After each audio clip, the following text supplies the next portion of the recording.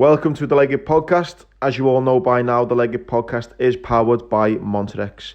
Make sure you head over to monterex.com and take advantage of the 15% off they offer if you type in Legged at checkout. Monterex have been the main sponsor of the podcast for a while now, and their gear is a belter. So head over to the website now and take full advantage of the Legged promo code. Right, welcome to the Legged Podcast. It's me, Jordan Neild. It's me, Andy Grant, and this week's guest is Amy Gwynn. Hiya. What's happening? You all right? Good. Before we kick off, big shout out to our sponsors. We've got Monterex. You get 15% off if you type in Legged at checkout. You get 20% off there if you type in Legged 20.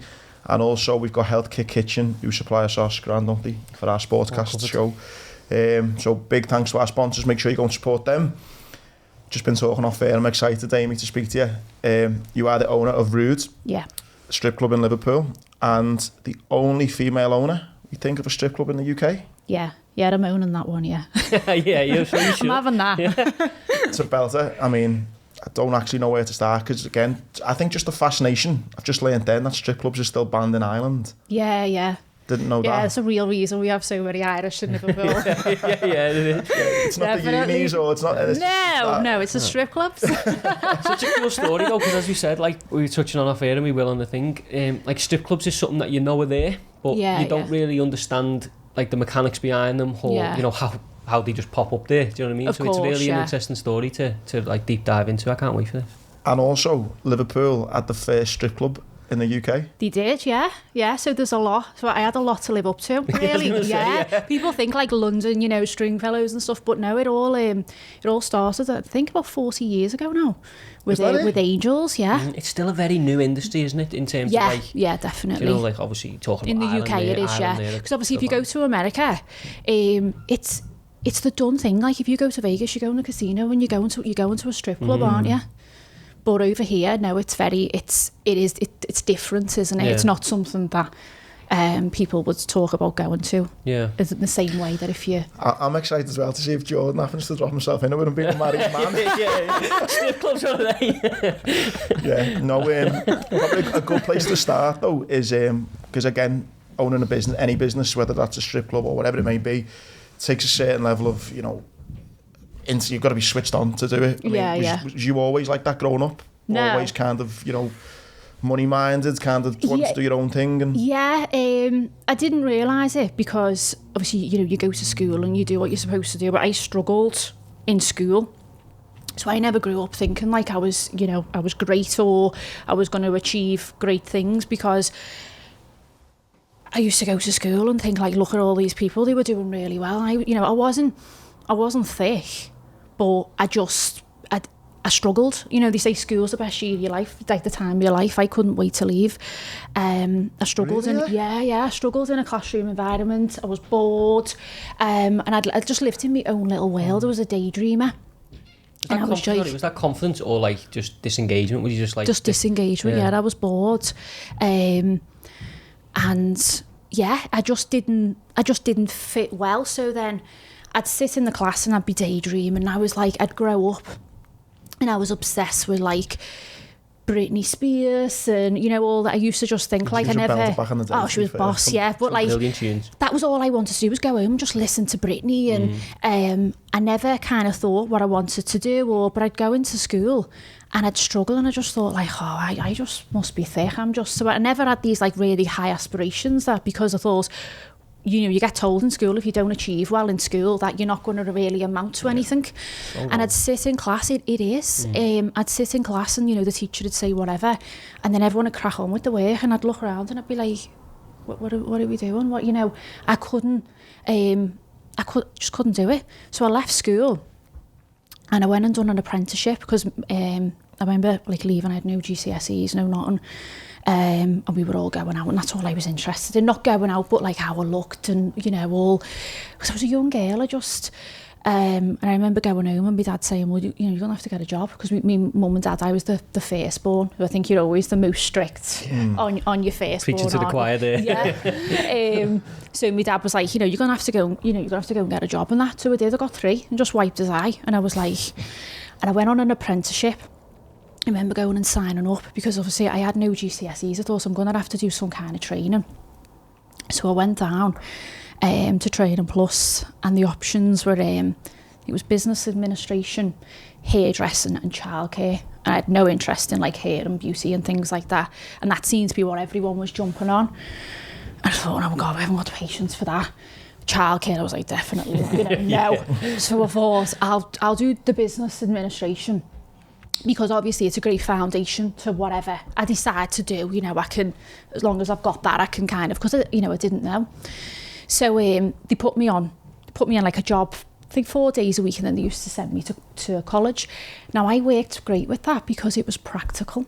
It wasn't until I had children of my own that I realised I was actually dyslexic, and that's why I struggled so much in school. It was never picked up on, and it was something I never thought of, because I was naive and thought that if you were dyslexic it meant you couldn't read. And I think that's what a lot of people still think to this day. It means that you can't read, all right, and I could do all of those things. I could sit here now, and you could say, read this book, read whatever, and I could read it. I'll be quite theatrical and I'll be all, but then ask me what it said. You could say to me, Amy, read that passage to me there and I'll read it out, not a problem. Ask me what it said afterwards, and your mind doesn't retain it. And this was the problem I had in school, was that I was doing the work, and then when it had come to like go and sit in your test or I was like, I haven't got a clue what. So it wasn't until I left school that I realised that that wasn't how I was going to learn. So I started doing the apprenticeship, and I was thriving because I was in a work-based environment. It suited me better to practically see results, and I was doing a lot better than the others because I was able to prioritise tasks and move through departments. So you're moving through different departments of a business to see how different things work. So eventually they put me in the accounts department. Now in school, maybe because of me dyslexia and struggling with English and all those kind of things, I excelled in maths. I was great with numbers. I wasn't once it got to algebra and all, because I was like, what's the point in this, Hieroglyphics, all that, isn't it? You just sat there thinking, how's this gonna, So maths was my only subject that I used to get excited about. I used to love playing with numbers, and I could tell you the times, every times table, back to front, and So I thought, right, I'll go into accounts. I'll do something to do with that. So I joined a night course. So I was working, and then I was working in TJ's of a weekend, and I love that because they used to leave me on a Sunday to run this little department. So it was down to me. I'd be on my own, doing the stock checks and getting all the tickets in and doing the till. And I really enjoyed it, and I was great at it, and I loved earning money. I loved getting up in the morning, and that's when I realised, I thought, I'm not thick. I can do this, but I just didn't understand at school that I wasn't being taught in a way that suited me. So I went and done this night course college, so I'm only 16, 17. So I'm not engrossed in what I'm doing. I'm not going out of a weekend because I'm working weekends and then working through the week, and then I'm doing this business accounts course. It was for 12 months in the evening. So I'd done that course, and my apprenticeship used to send me back into town one day a week you'd have to go and sit, and part of your MVQ, what they called? You'd go and do a classroom thing. So that one day a week, I'd just go to shit because I'd just be sat staring out the window. So we're on Lime Street, and facing this Training Plus is a strip club. So we used to sit there, and I say, I'm 16, 17, and I'm staring out the window because put me back in the workplace environment, and I'm doing everything. But sit me in that classroom, and you're not getting anything out of me. So I'm staring out the window at this strip club, and I'm just just intrigued, thinking I wonder what the girls look like, and wonder how much money they earn. And I had this thing in my head and I think this is why a lot of women I can have a negative attitude towards it, because I used to think, I bet the girls are all stunning and they've got big fake boobs and tiny waists, and all the men love them. And so I just used to spend my whole time staring out the window, just wondering kind of what went on. And then anyway, I'm doing this course and everything. So the workplace that I'm in decided that because I was showing this initiative, they put me through to AAT, accountants technician course. So I got a job in the finance department, and I'm only 17, working as a trainee accountant, and they paid for me to go on this course. So it was a fantastic opportunity because it showed the initiative, but I didn't really appreciate it at the time. I'm only 17, I've got loads of pressure on me, and I'm going to this, it was on James Street in town to do this AAT course. So it does the first year. It was 3 years, and I passed and everything. And then it comes on to the second year and starts getting, it's like school with algebra. It starts going right over my head. And then I'm going back, you know, into the office, and I'm just like, start losing my way. And then I'm sitting with other people who were fully dedicated to become accountants. They're boring the living daylights out of me, and I'm thinking, you know, you just lose your drive. And I'm thinking, this is just... And they had degrees, so they were going to go on to become an accountant. I didn't have a degree because I didn't go to university. I just scraped through school. I knew I was never going to go to university. I didn't want to go to university, so I thought, I kind of worked it all out, and I thought I could struggle through this next... I've still got another year after this year, and I'm going to become a bookkeeper, and I'm going to be on about 16k a year. Like, that's it. You know, I'm still probably going to be working 2 jobs. I thought, no, like, and I think looking back, it was having that. You're at that age as well, aren't you, where like your mates are starting to go out and stuff. Definitely. Do you know what, Andy? That didn't bother me because I loved working. I loved like getting ahead. I was always like, I want to do this and I want to get this job and I'm going to do that course and I wanted to do everything really young. And I'm glad I didn't. Some people, you know, I say to the girls in work, live your life while you're young, because you wake up and you're 30 and you're like, you know, things that, you know, you could have done back then, but are not as acceptable because you should know better. Yeah. Should be in the operative way. Yeah. But each to their own, do you know what I mean? I'm glad I've done it my way, but I totally get why people want to live, because they're the best years of your life, aren't they? So I just decided, I was like, I don't want to do this. So I dropped out the course and I left. And I went to work for my dad for a little bit, just doing admin. Again, bored shitless while I was at a bit of a crossroads. Still working other jobs. And I just thought, I just want a different life, like, but I didn't know what I wanted to do. So I was back frustrated, thinking the one thing I was good at, I'm not really going to, like, succeed to the way I want, becoming employed. And, you know, it just wasn't for me. And it was on a night out one night, we were in the news bar. And I'd seen everyone, and I'd done bits of modelling when I was younger and stuff, and I'd seen everyone all glamorous, and obviously I'd been missing out on that bit of lifestyle. So I thought, I'll go back into modelling for a bit and just do like something that I enjoy.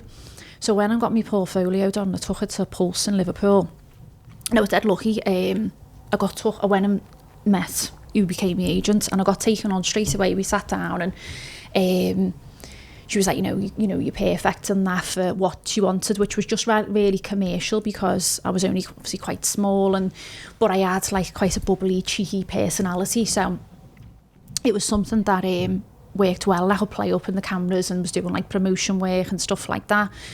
So I started doing that. So I'm working, and then I was getting, because I had a little car, I was going back and forth to Manchester quite a lot. I was getting a lot of jobs, basically doing like promotion jobs and things like that. So these like kind of sexy photo shoots, are they? Or some like... of them were, yeah, but a lot of it was like commercial. So it was like the cute girl next door type of look.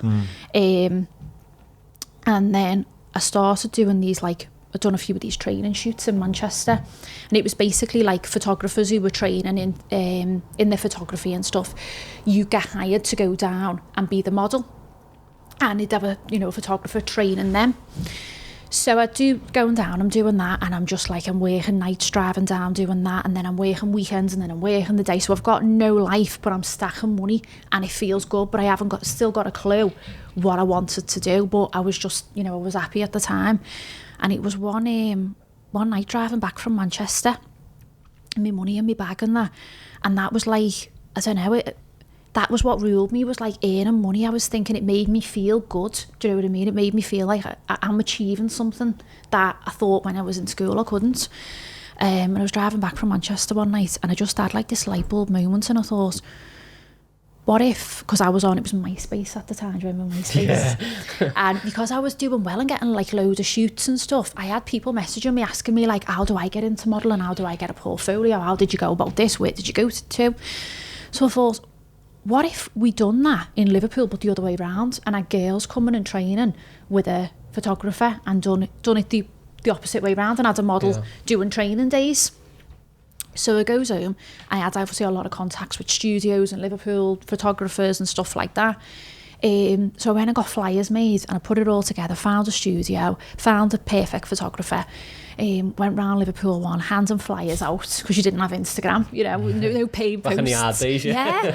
I had it on MySpace and stuff, and you know what, it done really well. I remember going home to my dad and I was like, this is what I'm going to do. And he was like, you know, brilliant. Come home the first day and I enjoyed it. That was the thing, was like, when you're in front of a camera, you're being told what to do.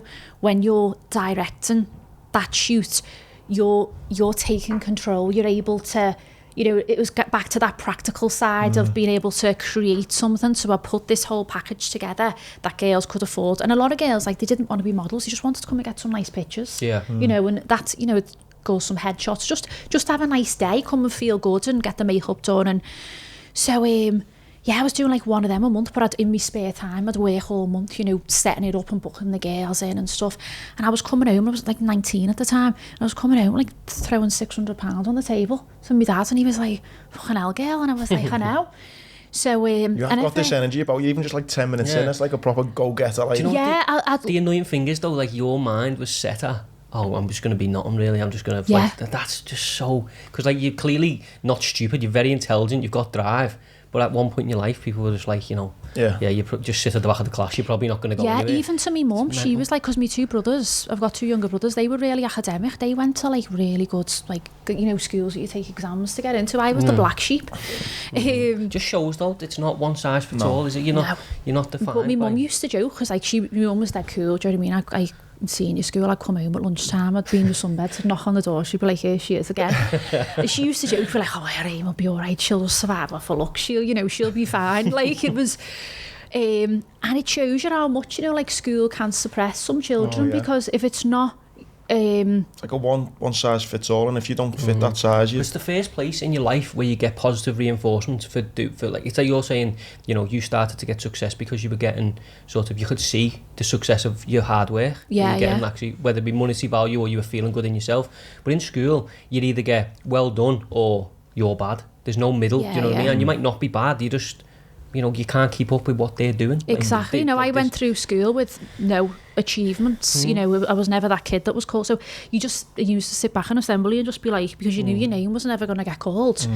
You know, 1 in 10 people have some form of dyslexia, dyspraxia, autism, ADHD, but it's not talked about, it's not touched on in schools. No. I'm really big on it with like my girls, with obviously being able to pick up on things and try and educate them in a different way to what I needed. You know, even little things like when I read school books with one of my daughters, I'll be like, I'll read it out and I'll be really like theatrical about it, and I'll be like, I'm Wilmer and Biff and, you know, and Chip, he's thinking he's the dog, isn't he? I'm at that stage as well. When you said Wilmer and Biff, I've now heard that. They're much harder now than he was when I was reading that. They are, aren't they? They're proper in depth now. Well, we'll read that book together and then I'll go, right, so what did Chip do? And we'll have a discussion, because that's really important, because that's the bit that you can read, and that's what I learned, was that you can go into a classroom and be told something, you can walk out and be like, what happened there?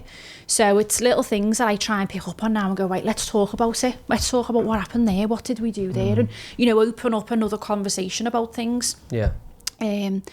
So yeah, I'd gone through school thinking like that. I was suppressed, thinking I'm not going to, you know, really do anything. What are your mum and dad thinking when you're coming back and you're like, yeah, 6 ton there, dad? You know, what's the feeling then? They were made up, yeah. Like, obviously they were always a bit worried in that, like what I was, you know, what I was getting into and stuff. But he was dead proud, my dad. And I'd kind of like created an idea from nothing and was doing something.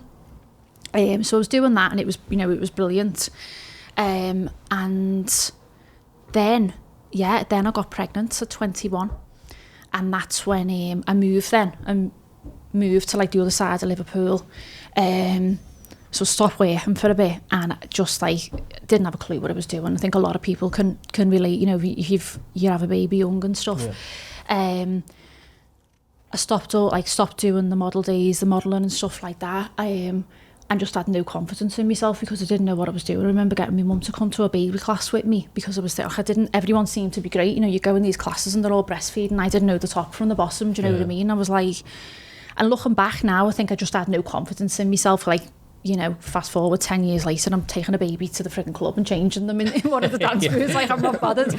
But back then I was like, So long story short, I was at home for like 6 months with this baby thinking, I'm just going to have to go back into the accounts department and, you know, go back to doing that. I look back now and think like, oh, come on, Amy, you could have well gone back to what you were doing. I think I was just a bit young and scared.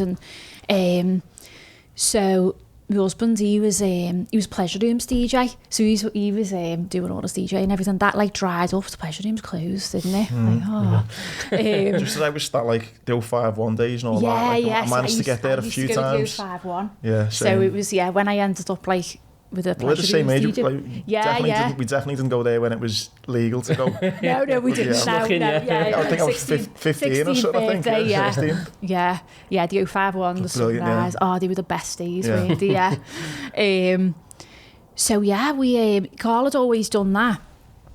So we come home one day and Dolly must have been about 6 months old, and I was on my maternity leave and I thought I'm going to have to just go back and go and get an office job, and then you look at nursery fees and stuff like that, and obviously all he'd ever known was clubs and things, and the pleasure rooms was closed, and he comes home one day and goes, so to me mate there, and you can earn loads of money in strip clubs, you know, and I'm like, I don't know what I just went, can you? Yeah.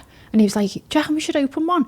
I don't even remember like the conversation of how will we do it or what, but I'm a bit like that. I don't, you know, I just go with it, you know, don't overthink things. I think that's really important to just kind of like, I was like, okay, let's. So we had the bottom floor of the pleasure rooms, and we done it up on like a shoestring budget. It was absolutely shocking. Because I had these, like, I'd worked with models and stuff like that for so long, a lot of, like, I didn't know any girls that danced, but I knew a lot of models, and I'd come across girls who were dancers, and, like, you know, I used to go to sunbeds, and you'd see girls who were coming in every week in the sunbeds, and, you know, the girl who'd worked there, would be like, oh, she's a dancer, and I'd be like, you know, when they'd be all glamorous, and because obviously they've got to keep up with themselves, haven't they? So I had some contacts with bits of models and stuff, so I was like, right, I'll find the girls.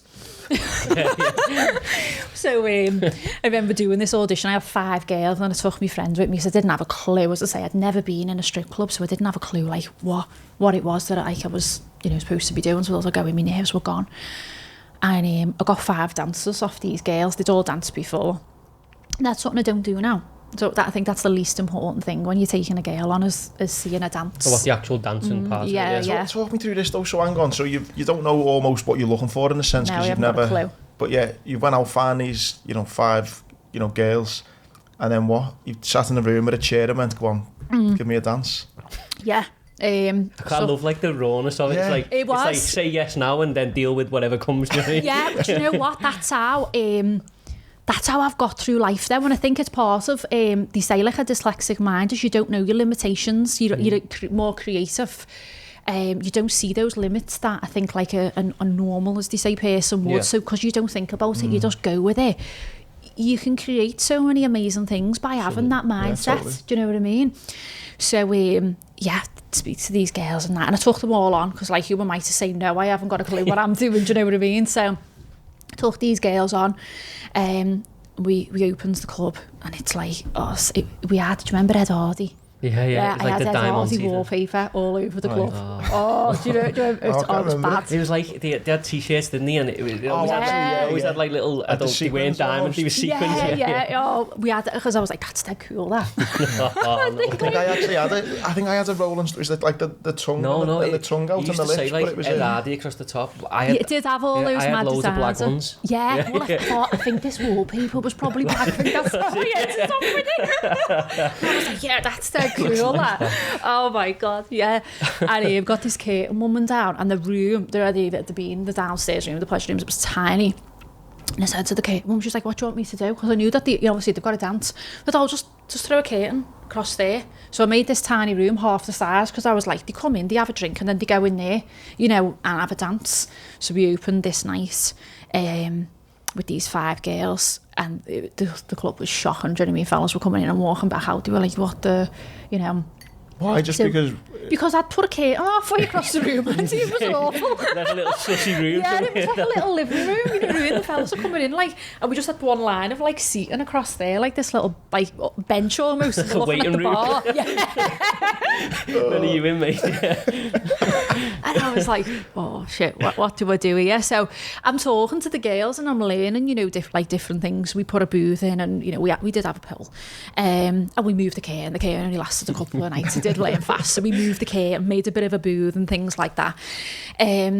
So yeah, the club slowly started to progress, and I opened the second floor upstairs because it was only small, and you know, we were getting busy, and I was getting a lot of fellas coming in that wanted to spend money, like low league footballers and stuff like that, and there was no privacy for them.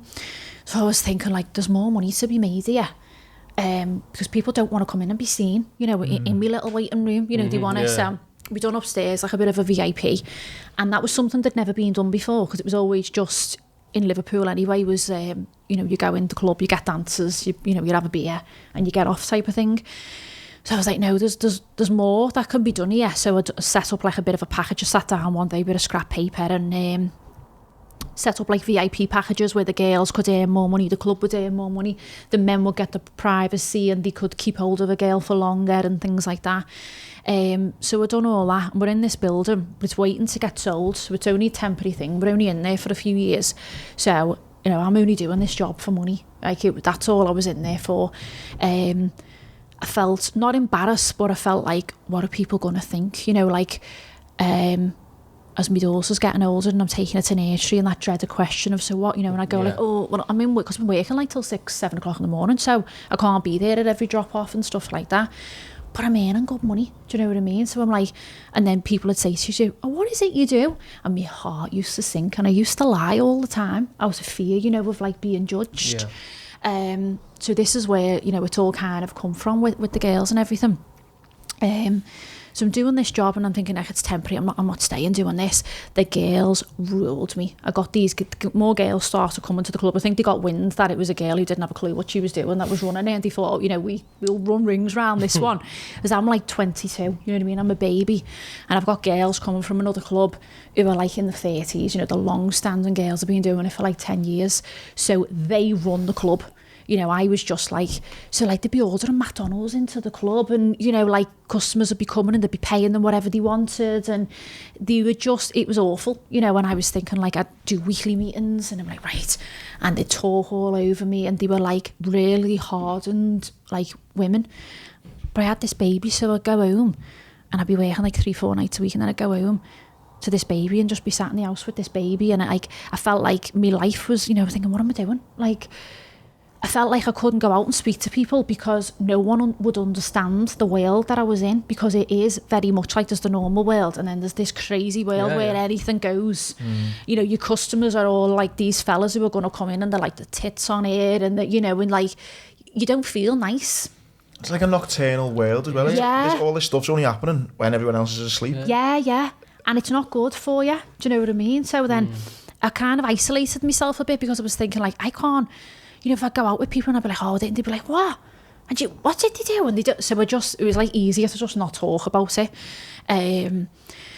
So I had a few years where I was like, I can't do this, I'm not doing this. Like, the girls were draining the life out of me, I was tired.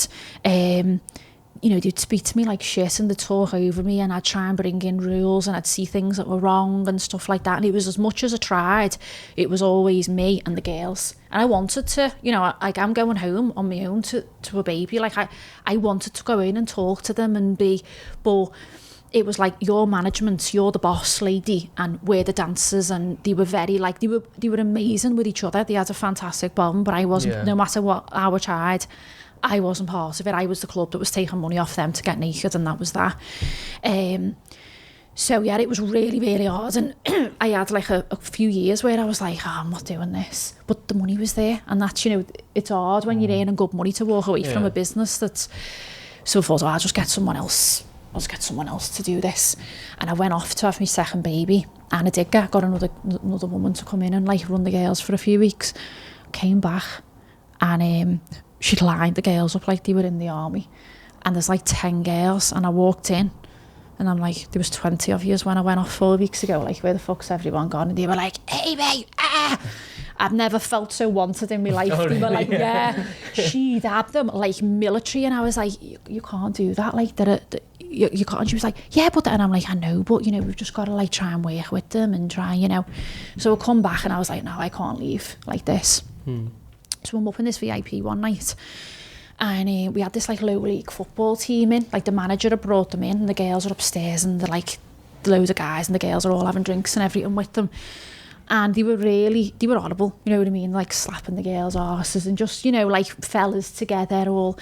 And I've gone upstairs and I'm at the bar, because obviously I don't deal with the customers. The girls are on the front line. I'm sat in the office and then going out and telling them off and taking the money off them and stuff like that. So I'm on the bar. I think I was like filling jugs or something for them.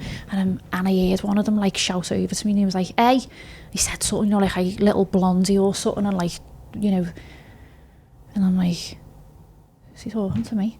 You know, and you're like, you cheeky bastard. So I just pretended I couldn't hear him. And he's like, hey, you know, like, little blondie, you there. And I looked up at one of the girls, and he's doing all that to them, and the girl just looked at me and like raised her eyebrow, you know, just like shook her head. And I thought, this is what they have to deal with. Yeah. Do you know what I mean? And it was at that moment I thought, this is why they are so hardened and they're getting such a bad reputation about their bitches, and they've got to have tough skin, because no one in this industry is out to look after them. And that's why I never used to get it. I used to think, why are they so? Because they are, like, if you upset one of them, you've upset all of them. Do you know what I mean? That they have each other's back. They are amazing. But I wasn't part of that. And when I was stood up there that day and I felt so belittled and I was fuming, I was thinking, what do I do in this situation here? Do I, like, now, like, he wouldn't there, but you know what I mean? But back then I was like, and I remember thinking, like, really like belittled, and thinking this is how they feel every week, and they have to just accept that. So I didn't say nothing to them, and I didn't say nothing to them for like the way they were with the girls. I just left it, and I went down the stairs and I went home that night, and I couldn't sleep, as I felt dead bad, and I felt like a failure, and I was thinking, that's not right. Like, so all week I was like, nah. So I went in the next week and I spoke to the girls, and I was like, hey, they were dickheads then, wasn't they? And they were like, oh yeah, bloody bar. And I was like, do you get that all the time? And they were like, yeah. And I was like, that's not okay, you know. And they were like, no, I know. And I was like, no, it's not. So that's when I started to like make changes, because it upset me seeing how they just dealt with being spoken to and treated and stuff like that. And it was like, that's just how it was. You went to lappies and fellas just thought it was acceptable, like how to call her a slag or do whatever. So that's where it kind of stemmed from then, that I was like, I'd learned everything from the girls that I was doing, all the mistakes. And when I say I'd learned from the girls, all the stuff they were doing, I'm like, no, you shouldn't be doing that. You know, like, you've made that rule now, because now I know that's wrong and we're going to do it this way. And I always say to them, like, we have fines if they're late, and there's so much structure, and that's why rude doesn't really work for everyone, because some people are still like quite old school and like to see it as a job that you can just rock up to, and it's not that, you know, it's not. I treat rude as if you're working in Tesco's, like, they're your shifts, they're your hours, you know, that's how business. It is. Yeah. And a lot of people, because they're there to earn money, appreciate that and need that structure and that stability in their lives. So a lot of the rules that I have in place, I say to them, you created this because you did this, which made me do this. So it was at that point I thought, no, I need to change this. I need to look after these girls better than I need to be. So I did get a lot closer to the girls then, and as new girls were coming in, I was able to kind of prepare them for what they could face and how that they wasn't going to, you know, accept it. And like, you fast forward now, like, I don't know, say 8 years on, and so like Saturday just gone, I'll tell you this, so she won't mind me telling you it. One of the girls is in the dance booth, and I'm behind the bar, and one of the other girls comes running out, because if you upset one, you've upset them all. Do you know what I mean? Yeah. And she says, I need security. So I'm like, yeah, okay. Radios the doorman, comes in, takes this fella out the booth, he's getting kicked out. The girl comes out and she's all upset, so runs into the changing rooms, and the girls are all like, and I'm like, say there, goes in the changing rooms. And as much as like they know I'll always look after them, I'm a bit like, what are you crying for? What are you know, like, because you've got to be like that, you can't, you know. Yeah, it's like that fine line, isn't it? Yeah, it's like, you've got to be strong to be able to do that job. And I always say, it's like 1 in 10 that apply will get through, and then 1 in 10 will survive after that point as well. It's like an endurance test, you know, like you spoke about the Marines and stuff. It's like, there's a lot you've got to get through to be able to really like do that kind of job. I'm like, what are you crying for? What's up? Come on, let's go and have a drink. Well, and she goes, Amy, I'm dancing for his mate. And I turns around, and this guy, who I'm not even doing a dance for, smacks me on the arse so she's really upset. And I was like, don't worry, he's being kicked out now, you know. And she said, that's fucking said to him. And I said, what are you having the argument with him for? I've told you, you don't have the argument. You walk away, you ever feel, so I always say that to the girls, you ever, even if you're spoken to and you're not happy in how you're spoken to, or just remove yourself from the situation. Don't, you know, don't accept it, don't tolerate it. If you feel, even if a guy just looks at you, just smile at him and walk away. Don't ever feel that, you know, you've got to feel belittled in any way. So I said, well, what are you arguing with him for? You know, that's what we're here for, is to look after you. If someone does something to you, you walk away, and then, we, you know, the door, yeah, okay. So she's all upset, and I was like, come on, I'll get you a drink. Let's go and have a little chat at the bar, you know, because I always think, get back out there straight away. Don't let one person ruin your night. So then obviously I'm responsible for the girls, so it's my job to then go to the doorman and say, right, this is what's happened to this girl, because they need to know why, you know, he's removed the customer from the club. So we goes up to the office, and we've got to watch the incident, because, you know, you've got to make sure everything's fine, just in case, you know, police come or whatever, everything's so we're watching, and I'm like, yeah, you know, as much as I'm like that to the girl, what are you crying for? I'll go up to the door, and I'm like, she's awful upset. She's upset here. You know, she's in bits. Because my girls are angels, you know. And we're watching the video, and she turns around, she's dancing, this customer does. He comes up and he slaps her from behind. So obviously, because she's from behind, she hasn't seen it coming. So he slapped her on the arse. So she said, it didn't hurt me, it was the shock. So he slaps her. She turns around within seconds and knocks like proper. Just, oh, really? Yeah. And like just chins him. And I stood there, and the woman just looked at me, and I went, she didn't tell me that bit. Yeah, said she shouted at him. He just looked at me, he was laughing and that, but I was like, oh yeah. So we goes into the changing rooms, and I was like, excuse me, missus, did you forget to tell me something? Do you know what? She genuinely didn't know. She was like, what? I said, you fucking turned around and cracked him. She was like, did I? It was just an input. Yeah. But I was like, no. And she was like, oh, do you know what? I don't feel so violated now. I'm made up. And all the girls around her, you know, they're all, because like they're determined then that she's going to have a good night. You know what I mean? But I thought that's how far it's come, because they know now that that's not. It's not tolerated. Do you know what I mean? And that it's like I say to the girls, it's very much like it's your body, your choice. And they're choosing to do something. You know, men are always gonna like sexualize women in everything, not just in strip clubs, I think in life in general. And I think all women are doing is taking control of that industry, and I can't see how there can be a negative on that. Do you know what I mean? So I'm preaching to the girls about how, you know, the job they're doing, and you know, it's because it is short term. You know, it's like a footballer, you've only got your looks, and you know, for so long. So I always say to the girls, you know, if you're going to do it, make sure you've got something to show for it. Don't go out and like party and you just waste like 10 years of your life and stuff. Have something, you know, to show for it at the end of it. And I'm just going off track here, so we were going. No, that's what we like. We no structure, we just talk. Just talk loads of shit. What you're saying that, though, I mean, like, you kind of saying to the girls, like, have a plan and stuff. I mean, what type of girls is it who are coming in going, I want to be a stripper? I mean, is it uni students? Is it, I don't know, young girls who are, I don't know, like, want to do it full time? Is it... There's a lot of students. You get a lot of students, because it's a great way to pay your university fees off. And still have a life, and still, you know, you've got a lot more free time if you're dancing 3 nights a week than you have if you're working, you know, in a job, Tesco's or whatever, for X amount of days. So yeah, you have a lot of students, so they time you over because they're only obviously temporary. You'd have girls who just dance, just they earn that much money, they're happy to, you know, just dance. Mature students, girls with kids, girls who have got a job that there's a full, you know, and the girls range from like 20, that's the youngest I really take girls on. You can dance from 18, but it just doesn't feel like they're too young. Ethically, yeah. Right up until like, I think the oldest girl's 47. She smashes it, yeah.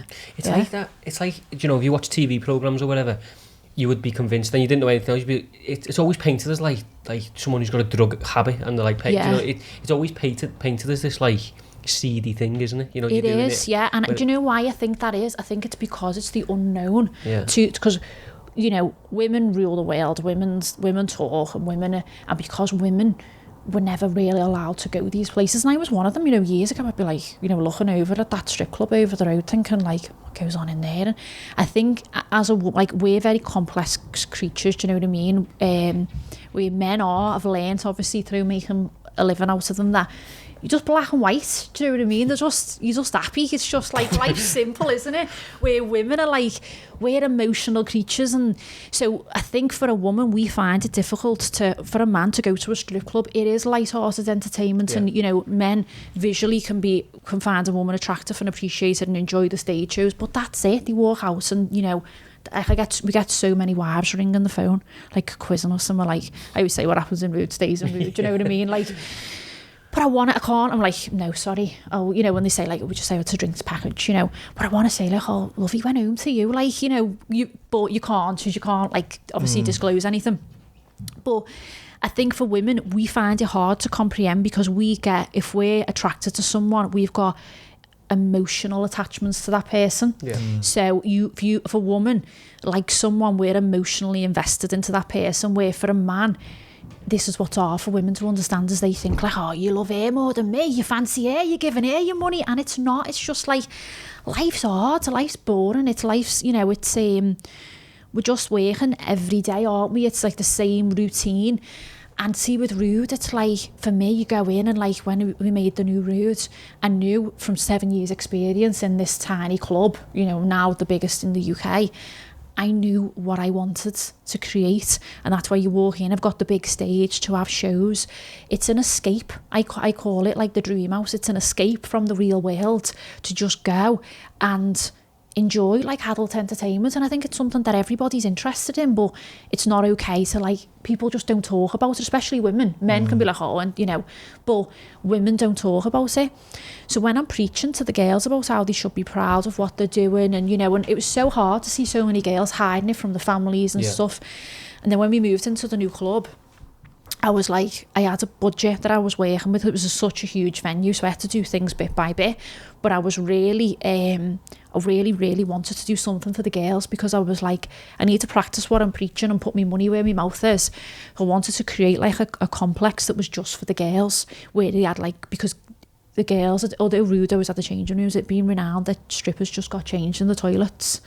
The back of house was not very nice, but they were never treated very nice, and this was why going into it was always this me and the girls. And I can totally see now why, you know, they didn't want to be involved with me or be nice to me or befriend me or anything like that, because of the way they'd been treated. It's just like, you're that person that takes our money, you know. Even though I was a female, I was still that person. In that circle, was yeah. It's like the object thing though, isn't it? It's like, you know, I'm guessing back in the day, these women are treated like objects, aren't they? They're like, of course. They are their products, definitely. I think that must be hardwired in their minds of like, you know, that nobody's going to be nice to us. Nobody's coming in here to no one cares stay on our side, you know? Definitely, because you've got men coming in who think it's acceptable to like call you a slag or slap your arse and stuff. So it's soul destroying for them, but they're earning money. So it wasn't a nice like environment, but you had to train the girls that wasn't acceptable for them to be able to. You can't just tell every customer that comes in, right, no touching, no this, no that. You have to make those girls believe in themselves, empower them. So I was lucky that over the space of nearly 12 years now, I've got new girls coming in. So you're working with a blank canvas that they know, like some of them like are too far, and I'm like, oh, turn that in. You're like, be nice. Some of them I do have to be like, be nice, play nice, you know, because they're that like strong-willed. But to after like a few months of being in the club and, you know, getting money in and stuff, I'd done this great big like changing rooms, and we knocked through what was the men's toilets the girls' toilets, of society were huge. In the second society, they had these great big long toilets. But the men's toilets had to go there originally when we opened, because obviously we needed men's toilets on the floor there, and I just didn't have the budget. I needed a pole and a bar, so I couldn't have these big fancy changing rooms, you know. So once I got all that, I said to the workman, I was like, right, the men's toilets are going over there. We're knocking all this down. And they were like, everyone thought I was mad. Even like my dad was like, what, because it costs a lot of money to do. I took an interior designer on. He was like, why are you investing so much money in something that your customers are not going to see? And I was like, because my customers aren't important. The girls are what's important. And I thought, if I do this and give them this that's never been done before, I'll prove to them that I do care. that I am serious about changing the perception of this industry, and I'm a strong believer in you work to your surroundings. So like, you know, if you go into a restaurant and it's really nice, you're going to sit tall, and you're going to expect to pay a high price, and if you go somewhere and the table's dirty and the toilets are, you're just going to be like, you're going to leave everything there, and your work environment controls, you spend so much of your time there. It needs to be positive and uplifting. 100%. I always remember like week 1, day 1, I was in the Marines and I had like my button open, and the corporal come over and he said like, do your button up. He said, if you look the part, you'll feel the part. If you feel the part, you'll start acting the part. And when you're acting but it all starts from like looking the part, and you've got no chance if you can't even look smart, and it's all that kind of mindset, is, of course. Isn't it? I do it now. I walk into the changing rooms and they go, some of them love me, some of them hate me. I'll walk in, I'll be like, what are they? Because they only wear pleasers in Roots, foot, shoes and hair, and it's not so much a uniform, but their underwear's got to be of a certain colour and it's got to match, and I'm very, very hate it. You see girls like mismatched underwear or the hair lashed up. I say like, are we coming to work today or are we cleaning the toilets? What are we doing? And they're like, ugh. But it's for their own benefit. You've got to, it's your uniform, isn't it? If you look well and your shoes are right and everything's, so I'm constantly in there pulling them up and dressing them, but they appreciate it. They realise that once, and that's where I say it's a bit of an endurance test, which you've got to get past me, because I haven't had an easy time doing it. So as much as I'm all for them, I'm not going to stand there and cuddle them and be like, this is okay. It's going to be, you do this, you do that, you work, Standards though, isn't it? I mean, like, as you said, like, that industry is probably being seen as something like, like this back alley thing, but like you're turning it into, as you said, Tesco, it's a job. It's a big pink light down Duke Street now. That Duke Street it's on. Yeah. But it's like taking pride in, obviously what you do, and not sort of, I guess if you're hiding it, what you do, when you get to work, it's just like, well, I just got to get through this sort of thing. Do you know what I mean? It's not, of course, sort of like taking pride in your craft sort of thing. You've created maybe this culture within it. Have you found the girls are kind of happy to say, oh yeah, I work at Rude, or is there still that kind of, oh, I'm not telling anyone what to do? 90% of girls, like, yeah. And they even say, like, they still say if they go to other clubs, they would, when they worked at previous clubs, they wouldn't talk about it, but since they've been in Rude, they feel, because, and it's just how it's marketed, isn't it? Because it's the same thing. Your Instagram's boss, like, you know what I mean? It looks really, really thanks, good. I'm trying to get back on my feet again, so I got reposted, didn't I? Got lashed, yeah. Did you? Yeah. Jealous fuckers, I know. No, it looks, as in, like you say, you've definitely taken it away from kind of this seedy back alley thing, to you look at the Instagram page, look at the photos, look at the girls, how it's portrayed, and but it's I think having that background in modelling, and because I do all those shoots myself, and I love it, I get all the ideas, and a lot of like me pictures that I do, that see, because to me it's just normal, so a lot of them like I can't put on Instagram and stuff because they're not allowed. It's just too raunchy. But they're great, do you know what I mean? And we have fun doing them, and I have all these ideas of stuff that goes on in the club, like the whole like 50 Shades kind of themes and stuff. But I think I've got to get on Twitter. I think anything goes on there. Instagram's not having me. So we're trying to keep it a bit, But the images, the high quality, the tasteful, the crisp, and I'm like, I'll post something and then I go on, I'm like, oh no, I'll delete that. It doesn't look right on the feed, and it's. But that's where I get a lot of me girls from. I get them coming up from London and everything. But the changing rooms was a big thing. So going back to that, people were like, are you mad? You're going to spend all this money? And I was like, no, the girls are the heart of the club. Without those girls, there is not a club. This is what, and I kept saying to people, this is what we need to understand. We can piss these girls off and they can go. No one's got a job. Like, everything revolves around these girls. So we knocked right through, and it was really interesting. We actually found, because the building that it's in used to be a brewery, we found a safe room that we didn't know was there. So we had to get through this safe room where they used to like store money and all that. So I thought it was fascinating. And anyway, long story short, we've done a great big dressing room, makeup room, their own toilet, so that they didn't have to share with female customers who were going to come in and go, how much money do you make tonight? And what's the, and ask all those questions that people think that they're obliged. I would say to the girls, like, ask them how much money they've got in their bank account. You're not like, people, you're not even public when the property. podcast on like our jobs and stuff, it's like, the fuck are you speaking about? Yeah, people think dancers are like public property, like they can ask these kind of questions. What's the female, what's a female's view, like a general female, like in terms of, is it still the same as, oh, they're strippers then? or is it starting to appreciate what it is? I think massively. I've seen since I've done the changing rooms. So then what was happening was a lot of girls were, because obviously girls can't resist taking a photograph for Instagram because aesthetically it looks so nice. I had all of a sudden I had all these girls taking pictures in the makeup room because the lighting was great, and posting them on Instagram. So then the promoting obviously the clubs was great for me because I'm getting all this exposure on Instagram, but the putting it out there that they're a stripper. There was still a stripper before that was done, but because you've marketed it and it's no longer seedy and you're making it look nice in a nice environment and everything, you're changing their perception. Now if you change their perception and they're okay with coming out and being like, yeah, I am a dancer, then people will then learn to accept it and be like, oh, because people can only throw stones or something if you like I did originally feel like, oh shit, what am I going to say here when they say it. So I've done the changing rooms and that, and it's all great. And there was a piece that went in like the Echo about it, and there was quite good positive feedback. And I'm still preaching to the girls, and it's all going great. And then we had COVID, and obviously we had to close a bit and come back. And that was when I kind of realised that I had to step up to bring the business back, because there was a point where I thought, I'm not coming back from this. I thought, I need to make a stand. And I thought, I can't preach to these girls to be proud and go out and tell people what they do if I'm not proud of what I do and they do. So I think stepping up, because obviously I've done this, been working on this for 12 years and, in the background, and especially doing the new routes and everything, I went missing. I wasn't even on social media for 2 years because I was so busy doing what I was doing that no one knew that it was a female run or anything like that. And I think actually coming out and putting my face to it helps the girls as well. And I think that's being like, because they're proud to work for a woman in the industry who's changing things, and but it also, again, I'm proving a point that I'm not going to tell you to do something that I'm not prepared to do. So I'll gladly be the face of you and I'll take the flak on their behalf. Do you know what I mean? And I think a lot of respect comes from that as well.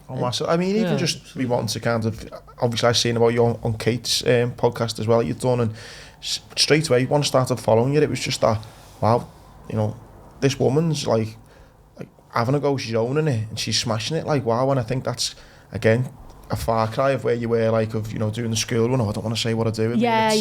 It's amazing to see like the turnaround, and again it's gonna kind of filter down, isn't it, with people, but then also society as well. It's amazing, how many mums I've had message me over it as well, and be like, mums that I wouldn't have thought, with like positive feedback and stuff. And I think the people that probably did say stuff or assume things or whatever, once you come out and own it, there's nothing you can say, is there? They've not got nothing on you. Do you know what I mean? Like, it's education as well, though. It's like, I've been educated just from speaking to you today. It's about like being brave enough to say to people, it's not what you think. Of course. Like, this industry is not what you perceive it to be. Like, let me explain to you what it's like. Like, I'm empowering women in terms of, they're not just taking money out of the industry now. They're going to go out and maybe will have learned from you in terms of how you handle business. Do you know what I mean? It's not just this, like, sort of, as we've said multiple times, this seedy thing. You're actually educating people to it. Of course, yeah. But the thing is, as well, as like, if I go out to London, I'm going to a strip club, I love watching girls on the pole, the stage shows and stuff, in Rude. I'm the first there, like, clapping and everything.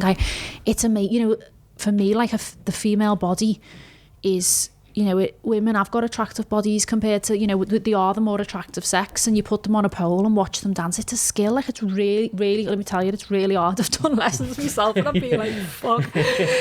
What they do, it's amazing. And, you've got like great music. You sat down, you're watching these girls dancing and stuff. But since we've done all of that, the increase in female footfall coming through the club is I was going to ask that crazy. Yeah. And they're lovely. And it's, we get like lesbians coming in, we get couples, which is good. So they'll come in for like... Joe will be there with his wife next week. Honestly, they get so many couples, but it's nice. I think the women appreciate it because they get to see that the girls are not a threat, and the girls will they'll perform for the... Like, women appreciating, a woman, like obviously earning a living or whatever. Yeah, they're the best. Rather than being like... They're the best wives, I think, because you know what I mean? they're just open-minded. They appreciate it for what it is and enjoy it with them. And that's the thing, is like, your fella's not going and cheating on you. You can go with them and have a drink and watch the stage shows, get a dance or whatever.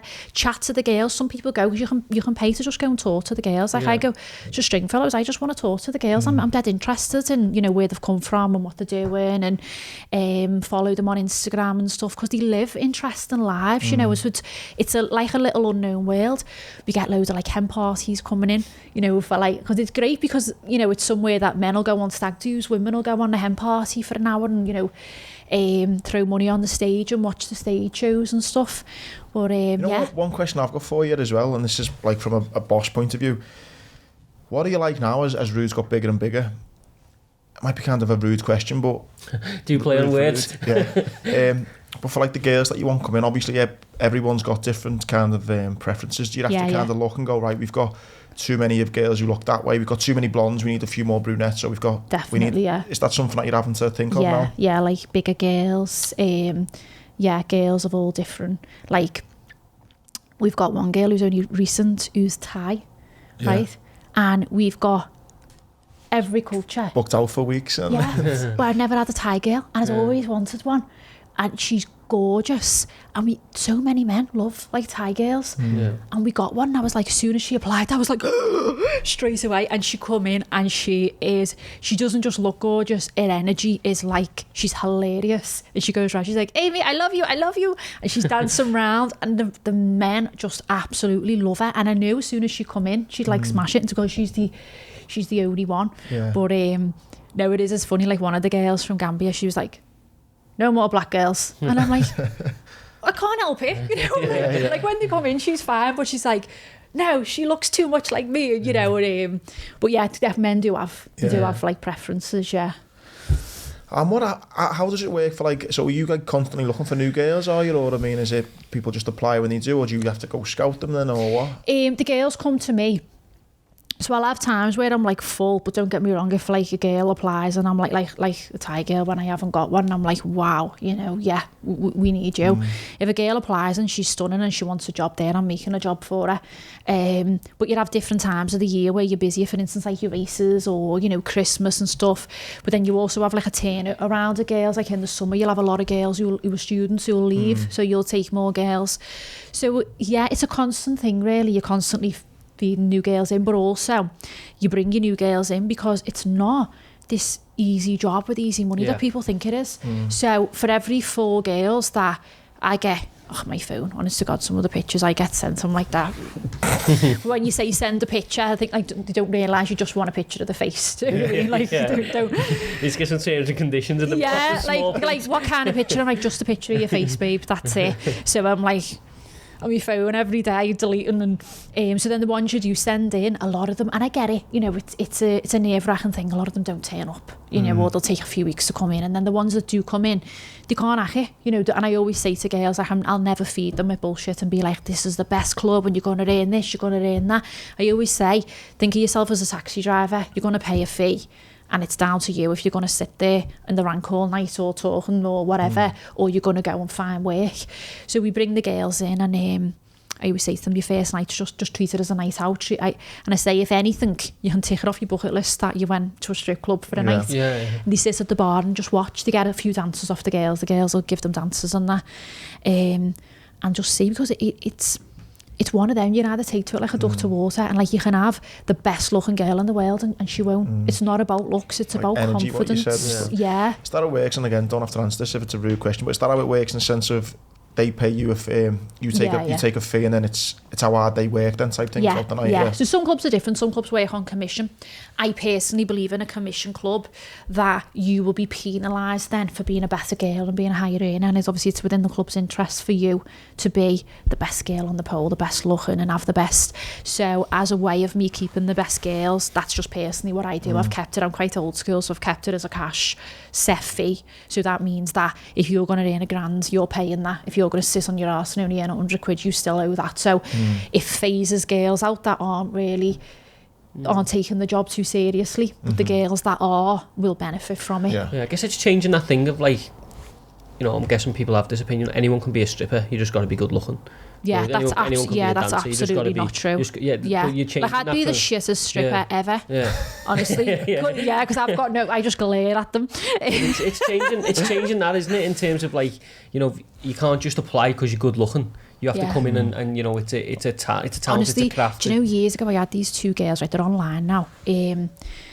These two, they were identical twins, blonde. They were absolutely gorgeous, right? Identical twins. I thought I'd won the lottery. And they come in and I was like, oh my God. I was like, right, girls, we're going to dress the same. Okay, they were like platinum blondes. So I had it all in my head. I was going to bed at night and I was like, oh yeah, I'm going to smash it with these two. Right, we're going to wear these underwear set. We're going to do with this and that and the other. She just didn't get it. I was like, you're going to absolutely smash it. And then one would be over there dancing and the other one would be sat on the booth there, and I'd be like, what are you doing? Where's your sister? And she's like, she's over there with him. And I'm like, why aren't you? I'd get here. And I'd be like, what are you doing? You just work together. They'd never danced before and they couldn't get it. And I was like, listen, because I was just like, it's a gold mine you need to recognise. Yeah, and that's what I always say. I'm always lingering around. I don't dance, I make money moves, because I'm like, I'll go over to a girl who's new and I'm like, what are you doing? She said, I'm talking to the customer, and I'm like, you've been talking to him for 20 minutes and he's drinking water and he's wearing a check shirt. What are you doing? Move. And they're like, he said he's going to get a dance in a minute. I'm like, he's not. I'm like, is he going to pay your rent this month? Go over there and work, you know, because you've got those years of experience of knowing who's not going to spend money. Yeah. What is the clientele like that you've got coming in? All different. So you've got like stragglers who just want to come in and they're just pissed. They just want to watch some shows. They're not bothered about getting dancers. Yeah. So they can sit and watch the shows, and I say to the girls, you know, have a little conversation and that, but you're not getting no money or not, and then like move on. He's going to talk to you for free all night if you let him. You know, it's having that cut-off point of being polite, but he's not paying you for you at the end of the night, so move on. But you get totally different like customers. Like we get a lot of foreign customers from the football. That's why I've got that sign as you walk in. The never walk alone sign I've got as you come down the stairs. Oh, really? Yeah. And even the guy, when he put that up, he was like, you're going to piss a lot of Evertonians off, aren't you? And I was like, I'm not bothered. I'm going to make a lot of money off it. And I do. Yeah. Like, people come in, you see them getting the picture, talking in front of it and stuff. And I'm like, it's just little things that people are going to talk about. Because that's a huge clientele for us. We get a lot of like business people who come and bring like corporate clients and stuff. So they'll go upstairs. So yeah, it's a full range of customers. Yeah. I'm just interested, how did it go from, I know we've touched on it, but how long did it take to go from the room with the Ed Hardy wallpaper to like where you are now? Was it full 12 years? So it was 7 years to the move, and then it's been 5 years in the new club. In the grand scheme of things, it's not that long, is it? No, I think the COVID fast forwarded a lot as well, because we were closed for a year. So I had to come back from that, and it came back under restrictions, which hadn't not being done because we wasn't allowed to open, because being sexual entertainment. How do you have a strip club with like social distancing and stuff like that? No, I know. But it was really frustrating, because obviously there was different phases of the lockdown, wasn't there? You know, a different where clubs were allowed to open and you could serve food and things like that. And I was like, we've got this huge club here, and we've got like pubs still allowed to open, which, you know, didn't want to see anyone close one, you know. I wasn't like bitter in that way. I was just upset that I felt like we were being penalised because we had sexual entertainment on our licence, and I was fully prepared to do like distance dances and whatever, because I had girls, you know, my best girls all out of work going and finding other jobs, and I was thinking, with dancing, once you get into it, you're earning that great money. It's hard to get out of. Once you're forced out of it for 12 months, that's when you're going to look at other avenues and doing different things, and you're probably not going to go back to it. So I had that pressure on me, as well as like losing my own income and losing me as a person, because when you've done something for that long, that's who I am, that's everything about me. And for one day, all of a sudden, for your phone to not, you know, to not ring anymore, you know, look at your phone expecting to see loads of messages and stuff, and there's nobody there. It's soul destroying. How do you deal? Sorry, mate. How do you deal with? Obviously, you're in a fast-paced industry. How do you deal with that then, like personally, when it's just like stopped, in terms of like when we were all put in isolation, lockdown? Yeah. How do you deal with that, from going from like the industry you're into, you know, being at home? I got a dog. Yeah. I got a dog when I came out the Marines. I was dead alone, a bit like lockdown. That's when I got a dog. Oh yeah, best thing I ever done. Yeah. Honestly, you going, yeah. Oh yeah, there's no love like it. Because I've got 4 girls as well. Yeah. I've got a boy, and he gave me what I needed, which was someone to need me, someone to, because the girls, because I'm quite hard with the girls, but kind of like, you know, I'm a bit like, I'm not like a mumsy mum, you know what I mean? So I bring them up to be like independent and stuff. And then it backfired then, because all of a sudden mummy was at home and they could do everything for themselves. So yeah, I got my dog, and I felt like when the world was just going crazy, wasn't it? And you know, you just like start to question humanity and stuff, because so much just felt wrong. And I've got my dog who just like simple pleasures. Yeah, just loved me no matter what. When I felt like I had nothing to give, you know what I mean? I felt like I wasn't me anymore without Rude. But he comes to Rude all the time. You know, I've got a bed in the office as the boss. All the girls love him. Cool. As well, again, rude question in the sense of don't answer, but can girls make that much money from it? The girls can make a lot of money from it, yeah. Because that's just the thing, you know, they're all making loads of money. I mean, can you make like, I think it's exaggerated massively. Like, people think, oh, they're earning like grands and grands. A girl can come in and earn, say, £1,200 on one night, but she can come in the next night and not earn a penny. And she could be the most experienced girl.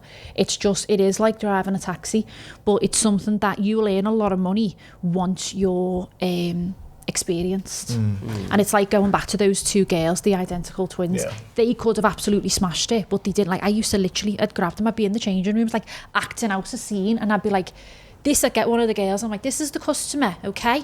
And I'd get it and I'd be like, you're going to come from behind him and you're going to put your arm around him, and then you're going to come the other side, and he's going to fall apart when he goes like that, and there's 2, you know, so, but they didn't get it, they left. Of course, I was like, all the time. But, so yeah, they can earn money, but it's not an easy, you know, obviously they're working nights, so it consumes their life, but also that money comes with experience. So a dancer can come in, she's not going to earn that. I always get asked this question, what am I going to earn? I'm like, well, I don't know what I'm going to earn tonight. How can I know what you're going to earn tonight? You've got to have patience, and you've got to want to do it.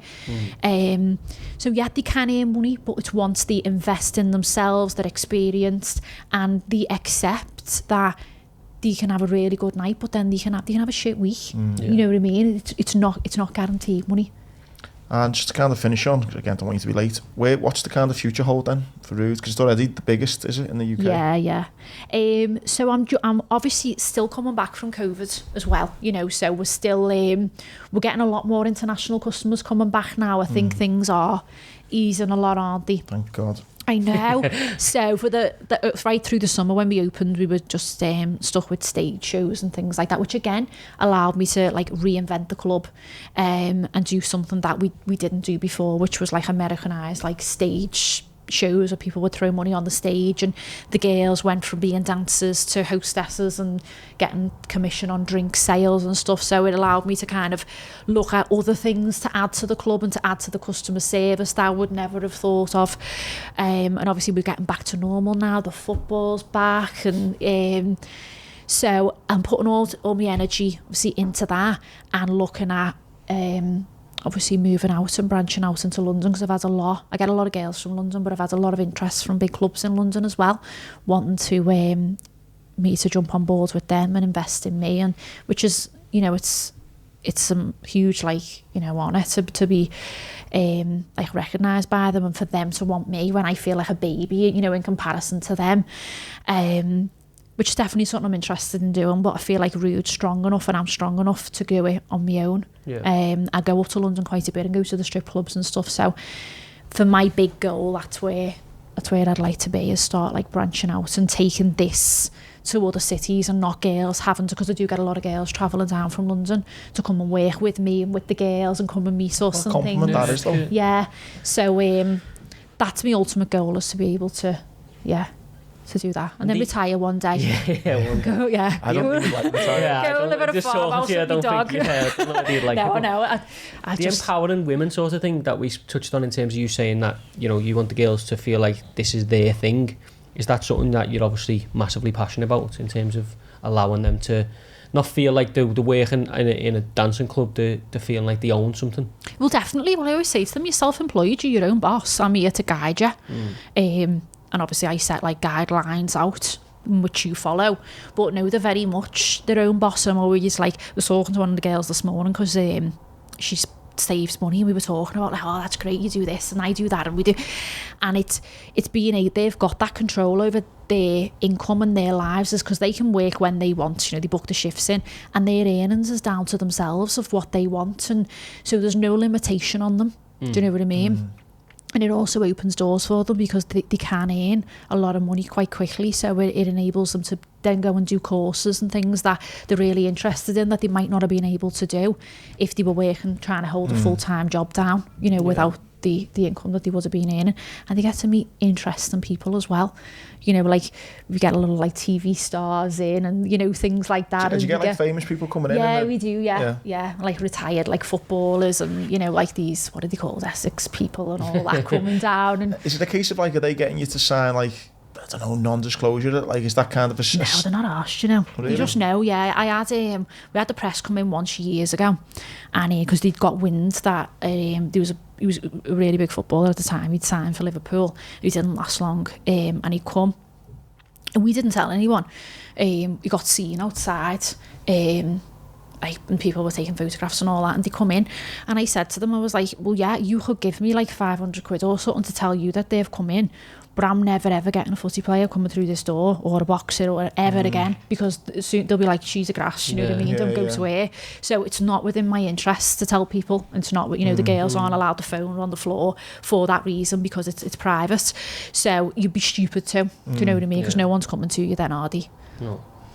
I think it's such a cool story. I've got about a million more questions, I know. Oh, you're going to have to have me back on, aren't you? I think it's just like, I think the bravery that you've shown to try and shift the whole industry is the coolest thing for me, because it would have been easy. It would have been easy for you to fall in line and be like, you know, let's keep this behind closed doors. Let's keep. Yeah. But like to have the bravery to go, do you know what? I'm not going to be embarrassed on the school run about what I do. I'm not going to like, you know, tell these girls to, you know, don't tell your family you do this.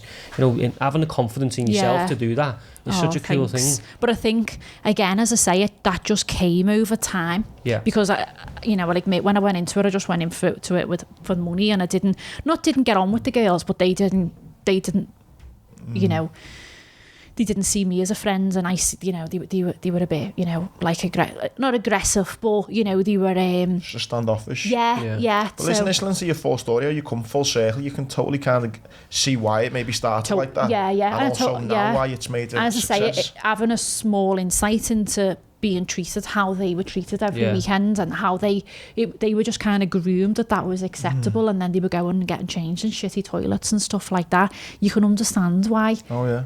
You know, they were the way they were because no one else was going to come and stand up for them and look after them. Do you know what I mean? You've changed their attitude, haven't you? You said that girl raised their eyebrows at you as if to say, yeah, this is standard. Yeah, she just it was just... It like, and as I say, I felt like shit because I thought it's my duty to look after you.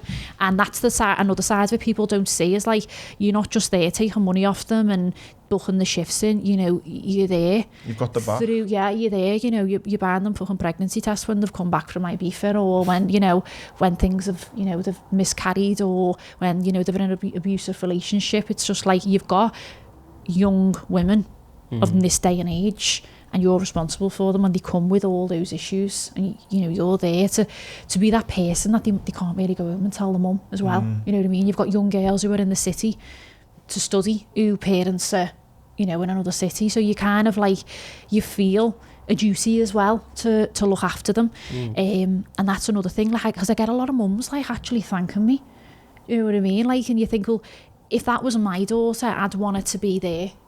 And that's where, like, it frustrates me, you know, when you get like people like reporting you on Instagram, and then I think, I didn't create this industry, I've just come along and made it better, and like, you know, gone out and just put my face to it and be like, for what? Like, because they don't agree with you, like, you know, you'll go, like, there'll be a press article and they'll give you shit and stuff like that, and I think, like, you're not gonna change humanity, you're not going to change how men and women think or what men want to see, you're not going to just demolish strip clubs, and if you did, I think there'd be more problems. Because they just go underground again, like, you know, the way it went. Of course, just like in COVID, for instance, when they shut nightclubs, people just went to parties. Exactly. Now, I'd rather my daughter went to like a club where it was regulated and, you know, that's what I mean. You could imagine, like, you know, you'd hate to think about like domestic violence and rapes and attacks. Exactly, you don't know because those urges, desires will always be there, and if you've got a controlled environment with security, with someone like me, with everything all regulated through, you know, the police licensing coming in, checking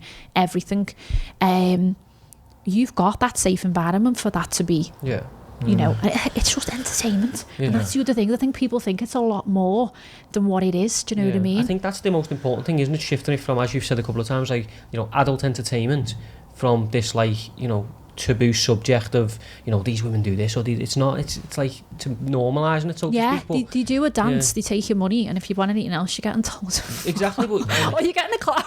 You're getting punched if you go across the right person.